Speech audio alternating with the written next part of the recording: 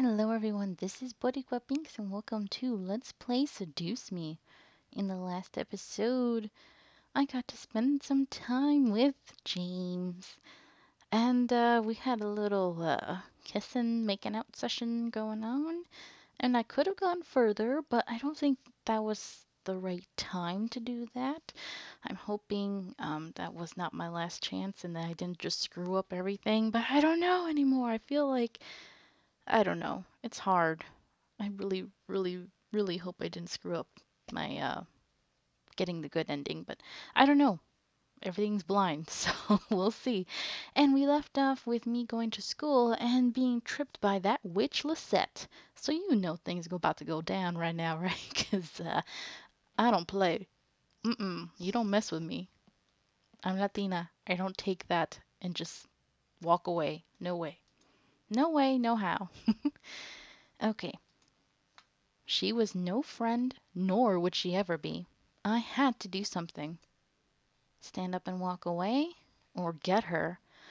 Dang, you know I'm gonna get her, right? You know. I think if I just stand up and walk away, that this is gonna continue. I mean, yeah, I'll probably get in trouble, but this is a video game, you know? Why not? Just get that witch. I'd had enough. Oh shit. Oh god. Yes. Yes. Action! I need some action, yo. I felt adrenaline rush through my body as I pounced off of the ground and rushed at Lisette. I was not going to be the only one with scrapes this time. Get her! Rip her hair off. She's ugly as hell anyway. Oh snap, yo. Nice. I tackled Lisette to the ground, swiping and slapping her innocent face. She screamed in fright before trying to push me off and block my attacks. Hell no. Oh, it would have been so much better if I had been like, yo, here, take my shoes, take my earrings, you know? Oh man, this is awesome. It would have been like 10 times better if she was like screaming in pain in the background. Holy shit! Anderson! Yes? Stop it! No. I wasn't listening anymore. I let my carnal need to get revenge take over as I began to pull at Lisette's hair, yes! To get better aim at her face with my free hand. I'd had enough of the bullying, the wounds, the insults. All of that was going to burn in the past as I scraped my nails and hand across Lisette's face over and over. Damn, she's savage. Get her. My rebellion would be marked on her pretty face for all to see. She ain't pretty. I would have loved it if they showed her at least a little disheveled or bloody. Come on now. Lisette pushed me off and scrambled to her feet, both panicked and angry at the same time. Her emotion was nowhere close to the anger I was feeling. Are you crazy? What the hell? I stood up very slowly, glaring daggers into Lisette's soul through her eyes. I must have had some sort of monster behind me. Look at her face. Or maybe I look like the monster myself. But the gaggle of girls, Lisette, and even my friends had a look of pure terror on their faces, as it should be. I can't help it. This whole time I'm reading this, I'm like doing like the typical hand-waving motion of someone who's having attitude. I can't help it. I have had enough of you, Lisette. You obviously won't stop unless I fight back. Well, guess what? You're gonna get it. I charged at Lisette a second time, shoving her hard against the lockers. She let out a yelp of pain as she smacked the back of her head against the metal behind her before glaring and shoving me back. As I stumbled back, Lisette raised her hands, ready to fight. Then come on, Anderson. Show me what you've got. I bet it's not much. Oh, you're just asking for it now. I felt myself snarl in anger before raising my own fists, remembering my taekwondo. Oh yeah, you better get her. I quickly snapped onto one leg and raised the leg to get a swift kick at her head, but she blocked with her arm and stepped towards me to jab at me. She had training. Not surprising, considering you look like a man. I didn't care at the moment. I bent back away from the incoming jab, re-establishing my balance as I placed both feet on the floor. Lisette threw jab upon jab at me, forcing me to block my torso and face with my arms and hands. Hit for hit, Lisette and I exchanged and defended blows at each other. It was indeed more than just a catfight. This was a vengeful duel. Where are the teachers? That's all I can think right now. We're gonna get in so much trouble. I'm surprised there's not a big crowd watching yet. In my mind, all I saw was Lisette. All I wanted was to make her stop, and if that meant beating her down, then it had to be done. We eventually gained a small crowd of people, all silent but observing the fight. My anger intensified, and my hits became harder with each second that passed between us. I couldn't let her win. I wouldn't let her win. None of Lisette's girls dared step in, apparently afraid to after seeing our skills and our individual fighting styles. Suzu was held back by Naomi's arm, despite both of them wanting to help me. They didn't wait long for it to end, though. Aww. Dang! I wanted to see her knock the F out. Suddenly, Lisette was pulled away from me, and I was pushed against the lockers by a strong force. Lisette hit the lockers as well on the opposite end of the hallway, letting out a girly grunt of pain. You sure it was girly? I mean, with that body, come on now. Oh, okay, I see one that I recognize, but I don't know this other one. I looked up to see my art teacher, Miss Gordon, holding me against the lockers with a look of surprise and serious concern on her face. Miss Anderson, what are you doing? I'm doing what I have to do, okay? That was hilarious. I looked to see Lisette being held back by... Oh, hell no. You crying? Are you seriously crying? You little punk ass... Oh, okay, I'm sorry. I can't help it. I looked to see Lisette being held back by Mrs. Phillips, starting to cry innocently, which is fake as heck. I knew what was going to come out of her mouth, so I tried to push Miss Gordon off to confront her. Miss Gordon, however, kept an arm wrapped around me, keeping me back. No! Don't you dare start crying, Lisette. You started this. Miss Anderson, get a hold of yourself! What is wrong with you?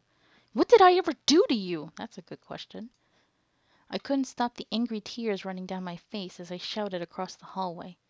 Lisette and Mrs. Phillips stared in shock at my screams as Miss Gordon tightened her hold on me. I am so sick of it! Leave me alone! Eventually, I lost my energy and began to weigh down on Miss Gordon's arms, letting my sadness take over and quench my anger with tears and swelling pain. I could feel Miss Gordon hug me to her to keep me upright as Lisette sniffled and confided with Mrs. Phillips. I didn't do anything to her. She just attacked me all of a sudden. Liar! That's a lie, Lisette. You tripped her on purpose. You've always been a snobby prick to us. Mm-hmm. Never! I gave my condolences about her grandfather's death. I try to keep everyone calm. Is that so wrong? You liar. You were so fake with that. You didn't even sound sincere. We know you were only pretending to be nice to spite us. Enough.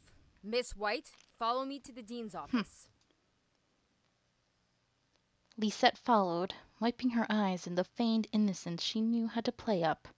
I remained still in Mrs. Gordon's arms, unable to bring myself to fight to get at Lisette again. I had done my damage. The gaggle of Lisette wannabes would make sure I became infamous around the school. I didn't care. I made my statement on Lisette's face and body, and I wasn't afraid to do it again. Miss Gordon, however, wasn't done with me. Come with me, sweetie. Oh boy, I'm gonna be in big trouble. I nodded and followed. My friends frowned as they watched me leave, but they headed to class without me. Miss Gordon led me to an empty classroom, which she had claimed as hers. It looked like all the other classrooms, but art posters lined the walls. Many students loved the room, but hated one thing, the mirror in the very back of the room. It was the one thing Miss Gordon loved to use against her students. With it, she was able to see who was using their phones and who was actually studying. Oh, interesting. Miss Gordon led me to the back of the room and sat me down in front of it. What do you see? I see... We both have green eyes. Oh, wait, no, you have one blue. Cool. Heterochromatia, I think it's called. When you have two different color eyes. Huh? Tell me what you see. I looked in the mirror and saw myself. My clothes were a little ruffled from the fight, but beyond that, I just saw me. Nothing about me seemed different than normal. I see myself. All right. What else? What else? I don't understand. Do you know what I see? Okay, why don't you tell me some philosophical BS? I see a brilliant woman who has been working her butt off to try and find herself. She just has a little bit of adversity in her way. Oh, that's pretty deep. What does this have to do with what happened with Lisette? Listen, don't think about Lisette right now. She's just another student who doesn't know what you're going through. Well, you're right about that. I stared at myself in the mirror, unable to tear my eyes away. She was right, but I still lingered on what happened with Lisette. I know Miss Gordon was only trying to help, but I couldn't fight the thoughts in my head. Miss Gordon gently rubbed my shoulders, snapping me from my thoughts. I looked up to see her smile down at me through the mirror. You know, those were some pretty interesting moves. Taekwondo. Oh, she's cool. I like her. At least she's not just yelling at me and getting on my case. Yeah, You'll have to show me one day. sure.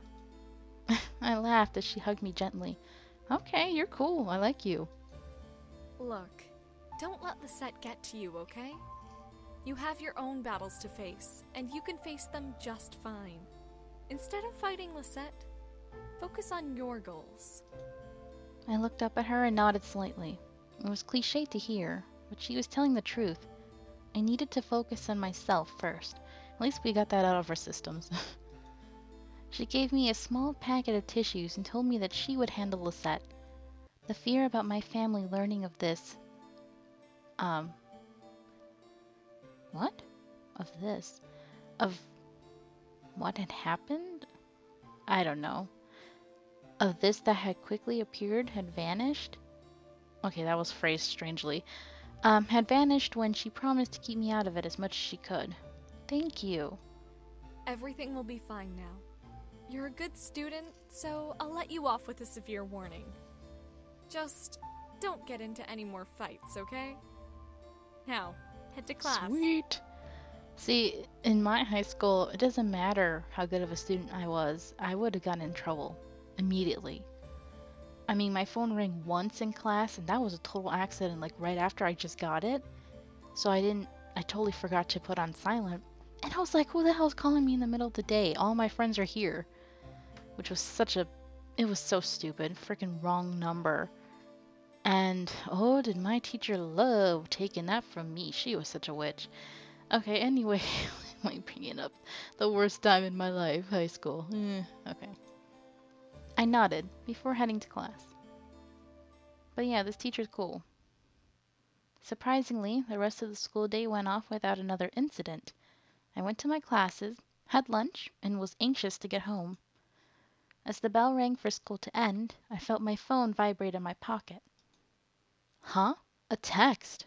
From Dad? Oh no. No, I don't want to deal with this dude right now.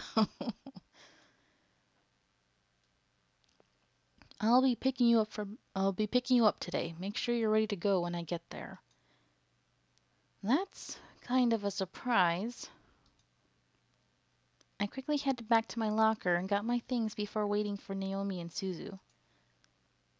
Hey, are you ready to go?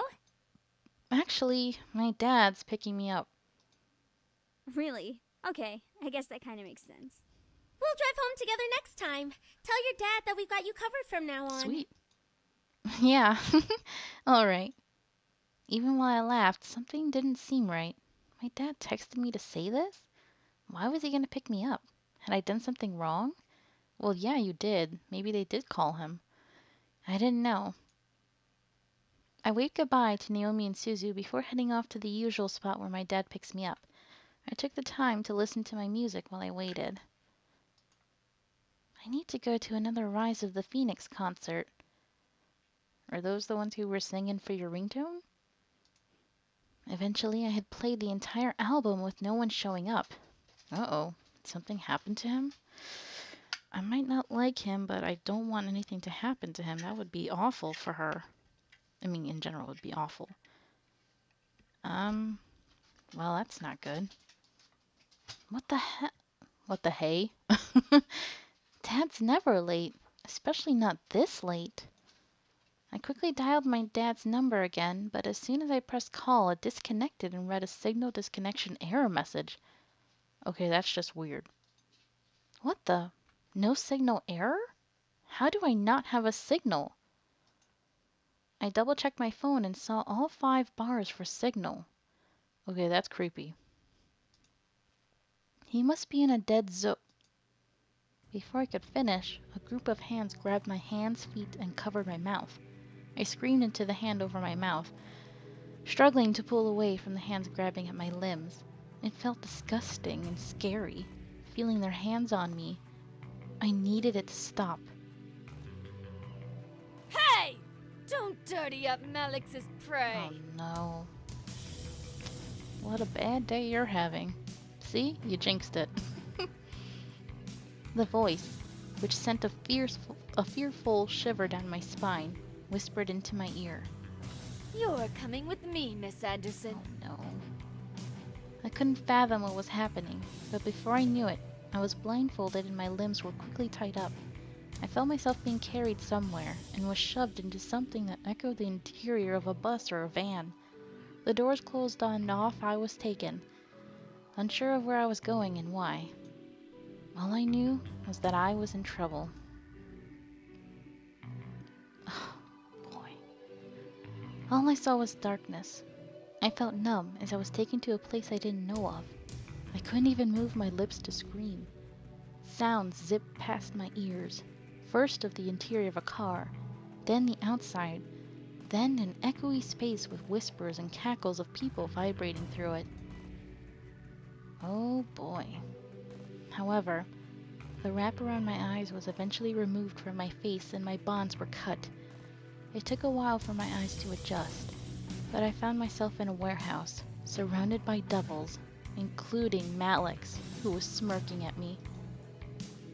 Nicely done! I'm sure those little shits will come running to find you when they realize you didn't return to your precious little mansion. They'll search everywhere for you. Oh no. Oh boy. Malix walked over and set the barrel of his gun against the skin between my eyes. It'll be so funny when they find your dead body instead. No, I don't really think that's funny, dude. Oh, crud. What am I supposed to do? I could fight him, but wait, I can call for help. Race throw. Is that what was it? Race throw or race throw? I forgot. All of a sudden, a bright purple light engulfed the room, causing the devils around me to cover themselves.